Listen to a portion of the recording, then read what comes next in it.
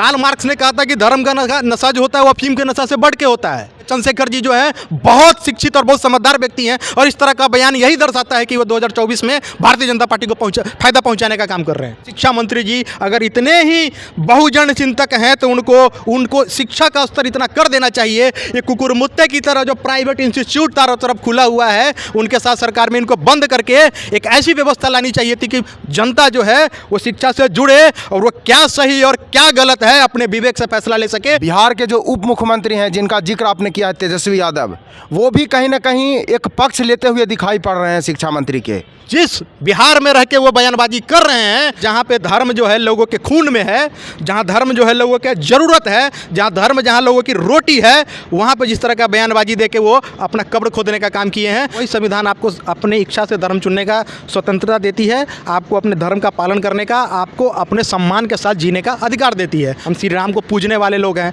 श्री राम को एक गुण, शील, धर्म, ज्ञानी के रूप में जानते हैं, इसलिए हम उनका नतमस्तक होते हैं उनके सामने में। नमस्कार, आप देख रहे हैं मंथन न्यूज़ बिहार के शिक्षा मंत्री प्रोफेसर चंद्रशेखर ने जब से रामचरितमानस को नफरत फैलाने वाला ग्रंथ करार दिया है, तब से मानो पूरे बिहार में राजनीति से लेकर पढ़ाई के क्षेत्र तक में भूचाल सा छा गया है।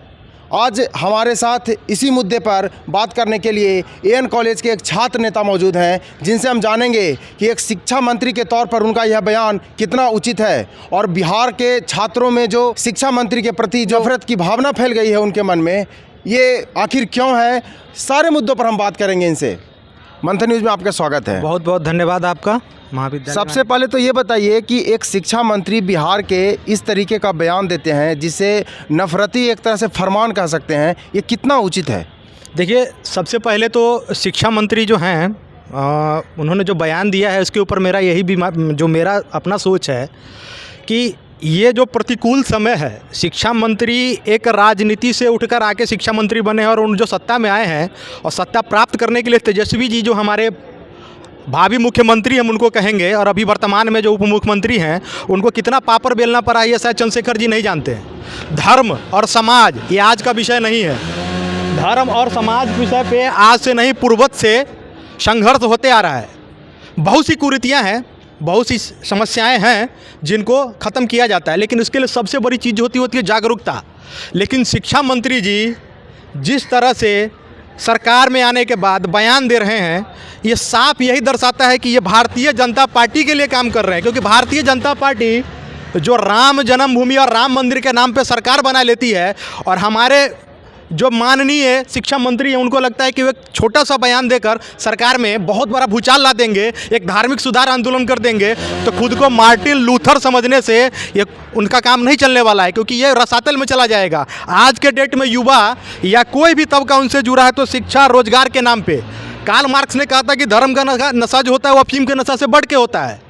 तो इसको जागरूकता से ही खत्म किया जा सकता है। जो व्यक्ति आज गोलबंद हुआ है सरकार के पक्ष में, रोजगार के लिए, शिक्षा के लिए, एक बेहतर व्यवस्था के लिए, धर्म के नाम पे वो कट जाएगा। ये कहीं ना कहीं से बीजेपी को फायदा करवाएगा और एक एजेंट की तरह काम कर रहे हैं शिक्षा मंत्री। तो कहने का मतलब आपका ये साफ तौर पर कहना है कि जो प्रोफेसर चंद्रशेखर बिहार के शिक्षा मंत्री हैं वो आरजेडी में भरसक वो सर्टिफाइड नेता हैं, लेकिन वो काम कर रहे हैं बीजेपी के लिए। बिल्कुल, जिस तरह से वो बयानबाजी कर रहे हैं, राजनीति को अगर आप नहीं समझे, राजनीति में आपके विचारधारा से अगर आप विचारधारा को नहीं काटते हैं, एक इस तरह का बयान देते हैं जिसपे बार बार आप बिना जागरूकता का क्या होता है। समाज में सबसे पहले जब सती प्रथा का विरोध किया गया था, राजा राम मोहन राय के ऊपर उंगली उठी थी, स्वामी विवेकानंद के ऊपर उंगली उठी थी। तो एक तरीका होता है, जब तक अवेयरनेस, जागरूकता नहीं आएगी तो आप उस बात को रख रहे हैं तो आपके तबके के जिस बहुजन समाज के दम पे आप कूदते हैं वही बहुजन आपके विरोध में खड़ा है। और ये भारत इसका परिणाम है। आज भारतीय जनता पार्टी सत्ता में है तो इसीलिए क्योंकि जागरूकता नहीं थी और कांग्रेस ने उन मुद्दों को छुआ बिना जागरूकता के, जिन मुद्दों से भारतीय जनता पार्टी को बेहतर लाभ मिला। और ये 2024 की तैयारी है। चंद्रशेखर जी जो है बहुत शिक्षित और बहुत समझदार व्यक्ति हैं और इस तरह का बयान यही दर्शाता है कि वो 2024 में भारतीय जनता पार्टी को फायदा पहुंचाने का काम कर रहे हैं। जिस तरीके से विभिन्न पार्टियों के नेता, इवन जदयू जो महागठबंधन के साथ है, उसके काफ़ी सारे नेता इसको गलत करार दे रहे हैं, लेकिन चंद्रशेखर जी अपने बयान पर अडिग हैं और बार बार वह कुछ चौपाई और दोहों का जिक्र करते हैं और उसका अर्थ समझाते हैं। यह कितना उचित है? देखिए, सबसे पहले भगवान भी आलोचना से परे नहीं है, लेकिन आलोचना जब हम करते हैं तो सामने वाला व्यक्ति की समझ कितनी है उनमें जागरूकता कितनी है इसको जानना बहुत ज़रूरी है। आज के डेट में आप अगर बिहार के गांव का सर्वे कीजिएगा तो किसी गरीब के घर में कलम कॉपी नहीं मिलेगा, लेकिन एक भगवान का चित्र मिलेगा, क्योंकि उनकी आस्था बहुत लंबी है, बहुत ऐतिहासिक है और बहुत पुरानी है।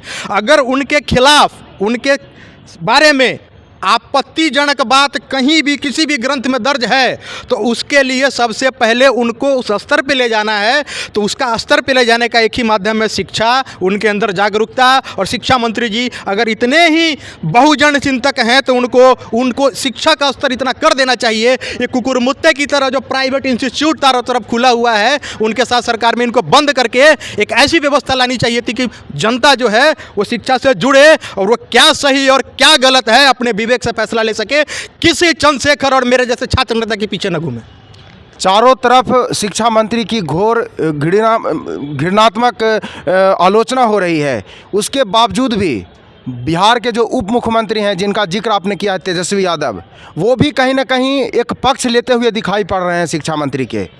क्या कहना चाहेंगे इस पर? तेजस्वी जी ने अपना बयान क्लियर नहीं किया कि वो पक्ष में हैं या विपक्ष में है, क्योंकि तेजस्वी जो है वो बहुत फूंक के कदम रखते हैं। बहुत दिन उन्होंने कहा था कि सबका साथ सबका विकास, उन्होंने कहा था कि सबको लेके हमको चलना है, किसी एक पार्टी का। उससे पहले एमवाई समीकरण वगैरह को उन्होंने खंडित किया था, क्योंकि उन्होंने कहा था कि सभी वर्गों का विकास चाहिए। तो सभी वर्ग के धार्मिक आस्था को भी देखना जरूरी है। अगर किसी के ऊपर टिप्पणी है तो उस टिप्पणी को आप अगर देखते हैं किसी के बीच में तो उसका नकारात्मक परिणाम ना आपको मिल जाए, इसका राजनीति में सबसे पहले ध्यान रखा जाता है। और तेजस्वी जी चीज़ को रखते हैं और चंद्रशेखर जी यही विफल हो गए। उन्होंने वो नकारात्मक चीज़, उसका क्या परिणाम आएगा इस चीज़ को बिना सोचे एक बयान जारी कर दिया। एक बयान जारी करने के वक्त उन्होंने ये नहीं सोचा कि जिस बिहार में रह के वो बयानबाजी कर रहे हैं वहाँ कहीं ना कहीं धर्म लोगों के अंदर तक घुसा हुआ है, धर्म लोगों के हाथ पैर में घुसा हुआ है, धर्म लोगों के खाना में है। तो इस धर्म को एक बयान से नहीं बदला जा सकता है। अगर एक बयानबाजी से सिर्फ वो करना चाहते हैं तो वो कहीं ना कहीं बीजेपी को फायदा पहुंचा रहे हैं। और इससे, ये मैं नहीं कह रहा हूं, इससे पहले के सारे परिणाम को आप देख लीजिए किस तरह से धर्म पे नहीं होगा। फ्रांस में भी धार्मिक सुधार आंदोलन हुआ था। अगर किसी जगह पे आप डायरेक्ट धर्म को चैलेंज करते हैं तो जो जनता, आप पीड़ित जनता आपके पक्ष में है, जो शोषित जनता आपके पक्ष में है, वह आपके खिलाफ खड़ी हो जाएगी और कहीं के नहीं रहेंगे। ये राजनीतिक कहीं से नहीं हो सकता, राजनीतिक बयानबाजी कहीं से ये मान ही नहीं हो सकता।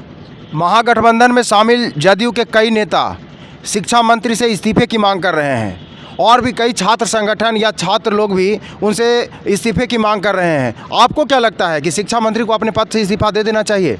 शिक्षा मंत्री को अपने पद से इस्तीफा नहीं देना चाहिए। शिक्षा मंत्री जब इतना ही ज़्यादा जागरूक करना चाहते हैं, इतना ही ज़्यादा उन शब्दों से आहत हुए हैं, तो उनको शिक्षा का जो माध्यम है, शिक्षा का जो आधार है, उसमें बदलाव करके एक व्यापक रूप से शिक्षित वर्ग को खड़ा करना चाहिए था। वो शिक्षित वर्ग का हर एक बच्चा उस चीज़ को समझे कि क्या सही और क्या गलत। मैं पहले भी कह चुका हूँ। और चंद्रशेखर जी के बयान के पीछे चलने वाला ये अंधभक्ति का जो दौर आने वाला है, ये नहीं होना चाहिए। आज अगर आपका विरोध कर रहा है आपका 80% बहुजन, तो इसीलिए विरोध कर रहा है क्योंकि उसके अंदर ये समझ नहीं है। और इसलिए नहीं है कि कहीं ना कहीं आप ही चाहते हैं कि आपके पीछे, वो आपके बयान के पीछे लड़े, कटे, मरे और जो मुख्य मुद्दा है उससे दूर हो जाए। ये कहीं से चलने वाला नहीं है। शिक्षा मंत्री को ऐसे पद पर है कि इस तरह का बयानबाजी से बचना चाहिए। और अभी भी जो शिक्षा का जो धरातल है उसको मजबूत करने की ज़रूरत है। और ये फेसबुक पे, सोशल साइट पे लड़ाई करवा के, झगड़ा करके, मेन मुद्दा को गायब करके राम,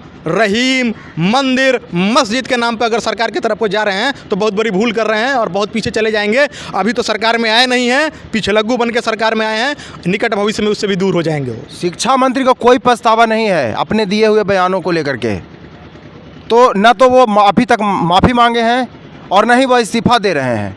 क्या आप क्या कहेंगे, या तो वो इस्तीफा दें या माफ़ी मांगें? देखिए, मैं माफ़ी मांगने और इस्तीफा देने का उनका जो अपना एक स्वतंत्र विचार है उसके लिए है, लेकिन जो उनकी खामियां हैं, जो उनकी कमजोरियां हैं, जो उन्होंने गलती की है, जो उन्होंने बिना समझे एक तरह का इस समाज में, इस परिवेश में बयानबाजी किया है जहां पे धर्म जो है लोगों के खून में है, जहां धर्म जो है लोगों के ज़रूरत है, जहां लोगों की रोटी है, वहाँ पर जिस तरह का बयानबाजी दे के वो अपना कब्र खोदने का काम किए हैं। और माफ़ी मांगना या इस्तीफा देना उनकी इच्छा है और जनता तय करेगी कि क्या करना है क्या नहीं, क्योंकि निकट भविष्य में चुनाव आने वाला है। लेकिन मैं शिक्षा मंत्री जी के बयान से असहमत हूँ और मेरी असहमति का जो कारण है वो मैंने बता दिया कि क्या कारण है। शिक्षा मंत्री इतने शिक्षित हैं, प्रोफेसर हैं, तो उनको इस तरह के बयानबाजी के पीछे जब तक रास्ता साफ नहीं करेंगे और सर एकाएक अचानक से कोई बयानबाजी करेंगे तो उसका परिणाम उनको भुगतना पड़ेगा। क्योंकि बात रामचरितमानस की आई है और शिक्षा मंत्री की बात चल रही है, तेजस्वी यादव का भी जिक्र हुआ है यहाँ पर, तो जब मीडिया वाले तेजस्वी यादव से पूछते हैं कि शिक्षा मंत्री ने रामचरितमानस ग्रंथ पर इस तरीके का बयान दिए हैं, तो तेजस्वी यादव का साफ तौर पे कहना है कि मैं सबसे बड़ा ग्रंथ जो मानता हूँ वो भारतीय संविधान को मानता हूँ। तो भारतीय संविधान एक अलग ग्रंथ है और धार्मिक ग्रंथ कोई भी हो, वह हिंदू का हो, मुस्लिम का हो, सिख का हो, ईसाई का हो, वो अलग है। तो तेजस्वी यादव के इस बयान से आप कितना सहमत हैं?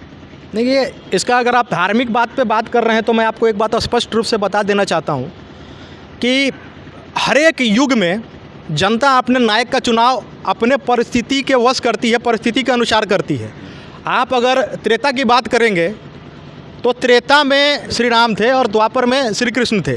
तो त्रेता के जनता की ज़रूरत श्री राम थी और द्वापर में जो ज़रूरत थी वो श्री कृष्ण की थी। तो त्रेता और द्वापर की सामंजस्यता को स्थापित करके आप अगर सोचेंगे कि द्वापर में भी आकर राम नायक बन जाएं तो ये संभव नहीं है। आज के परिस्थिति के अनुसार जो अभी संविधान की बात कर रहे हैं तेजस्वी जी, जिसको सब अपना संविधान की शपथ लेकर ही इस धरती पर जन्म लेते हैं, इस पृथ्वी पर जन्म लेते हैं और भारत के नागरिक बनते हैं और आगे बढ़ते हैं, तो संविधान को कहीं ना कहीं मानना ही पड़ेगा। संविधान के अंदर ही रहना है और वही संविधान आपको अपनी इच्छा से धर्म चुनने का स्वतंत्रता देती है, आपको अपने धर्म का पालन करने का, आपको अपने सम्मान के साथ जीने का अधिकार देती है। तो तेजस्वी जी कहीं अगर संविधान की बात कर रहे हैं तो मैं उसका खंडन नहीं करूँगा, वो सही कर रहे हैं। राजनीतिक तौर पर वो यदि बोल रहे हैं संविधान की बात तो वो तो सब मान जाएंगे, लेकिन जब धार्मिक रूप से यदि आपकी भावना हाथ होती है और कोई इस तरीके का बयान, नफरती एक तरह से बयान देते हैं, तो मुझे तो ऐसा लगता है कि तेजस्वी यादव भी कहीं ना कहीं एक राजनीतिक बयान दे रहे हैं, बचते हुए नज़र आ रहे हैं और कहीं ना कहीं शिक्षा मंत्री को वो बचा भी रहे हैं। इस पर क्या राय है आपकी? देखिए, शिक्षा मंत्री को बचाना और नहीं बचाना तेजस्वी जी की सरकार है। तेजस्वी जी के मंत्री ने बयानबाजी किया है और इसका क्या परिणाम आने वाला है भी मैंने स्पष्ट कर दिया कि क्या घाटा होगी, जनता के अंदर क्या जागरूकता है, क्या नहीं है। और रही अगर कुरीति लगता है तो किसी कुरीति का अगर खंडन हुआ है तो उसके लिए विरोध भी हुआ है। मैंने पहले भी बता दिया कि सती प्रथा एक बहुत बड़ी कुरीतियाँ थी जिसके लिए राजा राम मोहन राय ने किया तो उसका विरोध हुआ। और भी बहुत सारा था, भूत माता, जो ढोंग ढकोसला जिसका स्वामी विवेकानंद ने विरोध किया था कि पाखंडवाद का विरोध हो। उन्होंने कहा था कि जो पाखंड के ऊपर धर्म और पाखंड को एक करके जोड़ा जा रहा है उसका विरोध हो, वो भी संविधान अधिकार दिया। आज के डेट में श्री राम के नाम पर हिंसा होता है तो संविधान ही कहता है कि नहीं, हम श्री राम को पूजने वाले लोग हैं, श्री राम को एक गुण, शील, धर्म, ज्ञानी के रूप में जानते हैं, इसलिए हम उनका नतमस्तक होते हैं उनके सामने में। लेकिन श्री राम के स्वरूप को अलग रूप से पेश किया जाएगा तो उसके विरोध के लिए जब हम खड़े होते हैं तो संविधान ही उसका अधिकार मुझे देती है। श्री राम का जो रूप बदला जाता है, श्री राम के नाम पर अगर हिंसा की बात होती है तो हम उसका विरोध करते हैं तो वो भी हमको संविधान ही अधिकार देती है, क्योंकि संविधान आज की मूलभूत ज़रूरत है। संविधान आज के डेट में प्रत्येक नागरिक को सुरक्षित करती है। तो अगर वो बयान दे रहे हैं तो अपने सरकार के पक्ष में दे रहे हैं, अपने मंत्री के पक्ष में दे रहे हैं और कहीं ना कहीं वो सही कह रहे हैं कि संविधान को सर्वोपरि मानना ही होगा। एक अंतिम क्वेश्चन आपसे मैं पूछूंगा, जिस तरीके से इस बयानबाजी को गलत तरीके से देखा जा रहा है, इसका प्रभाव कहीं ना कहीं छात्रों पर काफ़ी गलत तरीके से पड़ रहा है, तो बहुत सारे छात्र संगठन इस तरीके का बयान दे रहे हैं कि शिक्षा मंत्री यदि आपके कॉलेज में आते हैं, वो अपने छात्रों से कह रहे हैं कि शिक्षा मंत्री यदि आपके कॉलेज में आते हैं तो उनको घुसने ना दिया जाए या उनके खिलाफ नारेबाजी किया जाए। आप क्या कहना चाहेंगे, क्या मतलब ये सब करना उचित है? ये एक शैक्षणिक माहौल बनाने की बात अगर कोई करते हैं तो वो कहीं से छात्र संगठन नहीं हो सकते हैं। किसी काव्य ग्रंथ का विरोध अगर शिक्षा मंत्री ने मौखिक रूप से किया है, मैं तो कहता हूँ कि अगर बहुत पहले भी थे, नागार्जुन थे जिन्होंने भी बहुत सारा लिखा, उन्होंने धर्म की बात बताई कि क्या ये है। रामधारी सिंह दिनकर राष्ट्रकवि थे, उन्होंने भी बताया कि हमारी कहाँ कमियाँ हैं, कहाँ ये है। तो हमको अगर विरोध करने का है तो सबसे ज़्यादा अगर कोई छात्र को इस तरह से गुमराह करके, दिग्भ्रमित करके, रास्ता भटक के बोल रहा है कि आप विरोध कीजिए, तो ये कहीं से ये गलत है। मैं इसका समर्थन नहीं करता। विरोध हो, बिल्कुल हो, अगर आप अपनी बात को शालीनता से, सहजता से, एक अच्छे तरीके से रखते हैं तो जिसका स्वागत होगा। और अहिंसावादी तरीक़ा से ही कोई भी चीज़ अगर आप विरोध करते हैं, खड़े होते हैं, तो वो एक हिंसात्मक प्रक्रिया है जिसका मैं समर्थन नहीं करता। अहिंसात्मक कलम में बहुत ताकत होती है। कलम के दम पे ही प्रेमचंद जो है वो लोगों को जागृत करते थे और हर एक चीज़ को, पहलू को उठाते थे कि कहाँ गड़बड़ी हो रही है, कहाँ नहीं हो रही है। स्वामी विवेकानंद भी हैं, उन्होंने भी यही किया था। और कोई भी शिक्षित समाज यही चाहेगा कि एक शिक्षा के माध्यम से ही कुरीतियों का ख़त्म किया जाए, या विरोध किया जाए, आलोचना किया जाए, या बर्दाश्त किया जाए। आलोचना में हिंसा को स्थान मैं नहीं मानता कि कहीं से होना चाहिए। अगर कोई ये समझा रहा है तो बहुत गलत है। तो साफ तौर पर से देख सकते हैं कि इनका कहना है कि शिक्षा मंत्री ने जो बयान दिया है उनसे यह सहमत नहीं है और काफ़ी सारे जो छात्र संगठन इस तरीके का जो प्रदर्शन की बात करते हैं वो कहीं ना कहीं बिल्कुल गलत है। आप शिक्षा मंत्री के बयान को किस रूप में देखते हैं और बिहार में इसके प्रभाव जो पड़ रहे हैं उसके बारे में आप क्या कहना चाहते हैं? हमारे कमेंट सेक्शन में बस बताएं। देखते रहें मंथन न्यूज़ बिहार। बहुत बहुत धन्यवाद।